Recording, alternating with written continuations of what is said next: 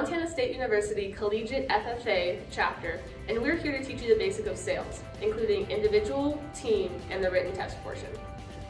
To do well in this competition, you need to know the basics. This includes having good eye contact and good posture. You shouldn't be swaying around or looking all around the room. You should have a good, healthy eye contact with the customer. Also, you should be professionally dressed. Head to toe official dress in this case, making sure your tallywhacker's tucked in, your tie's straight, and you don't have a hat on. You also want to make sure that you are organized. Have your sales binder full and ready to present to your judge or your customer.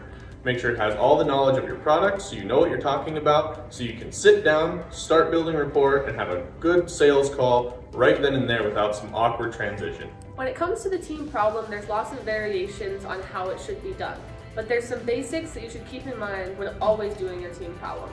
Make sure that everyone on the team participates. Have an even amount of talking for all members on your team. Additionally, try to make it as uniform as possible.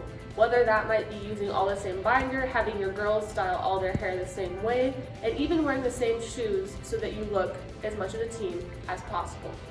And finally, make sure, same as with individual and the basics, not to be swaying or swishing your feet from side to side. Be as still and professional as possible. Hi, how are you, sir? Not too bad, yourself? I'd shake your hand, but we're in the time of COVID. Is it alright if I take a seat? Yeah, go for it. Thank you. Hey, man. What's up? I think I'm gonna go elsewhere. Okay. Rapport is an attempt to build a personal connection with the customer. You do so by asking questions such as in this example. So where are you from?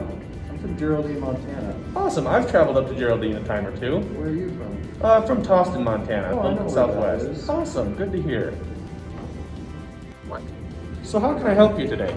Well, I got a tractor and I'm looking for a set of forks. Set of forks? I think we might just have just the thing for you.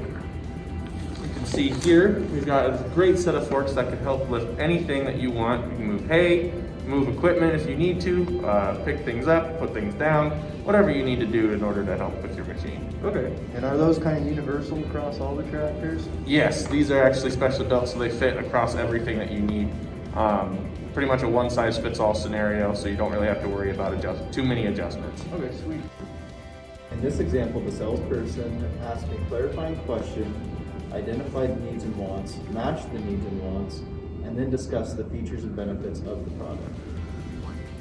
Should I start writing up the invoice for you today? Well, I don't know. How much do those things cost? Oh, they're not that expensive, and if you're worried about the price at all, don't have to worry about it. We have excellent payment plans where you can pay a little bit down, and then we can make payment plans off for the next 3 to 4 years, and you don't have to worry about that at all. Okay, that would be great. Perfect. So now in this scenario, as a salesperson, I tried a trial close.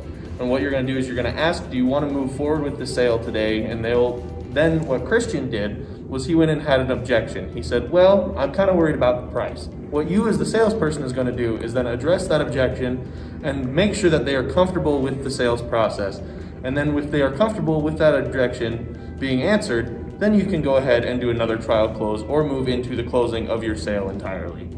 All right, I got down here for this. So here is an invoice for you. And I'm also gonna leave you my business card. So if there's any problems with the machine at all once you get it, please call me personally. I will be able to talk to you, walk through what's wrong, or I will be able to find someone who knows a little bit more than I do about how to address the problem. Sweet, thank you very much. No problem. Thank you very much. Hope you have a good day. You as well. Throughout this video, you saw the salesperson participate in active listening. This included good eye contact, identifying my needs, taking notes, and re-asking the questions to clarify. Taking on the written portion of the test, it's important to be not only knowledgeable about your product, but knowledgeable about sales practices. The way to do this is by meeting with an actual salesperson, going to the national website and getting the past tests from national contests, or contacting your advisor. They always have the best information. So as you just saw, this is a very Cliff Notes version of the sales contest, but you can take all the information we gave you and run with it to make it so much more detailed and have an even better sales experience. If you guys have any questions, don't hesitate to reach out to the CFFA chapter. We'd be happy to help anyone. Please like and subscribe for more videos like this one.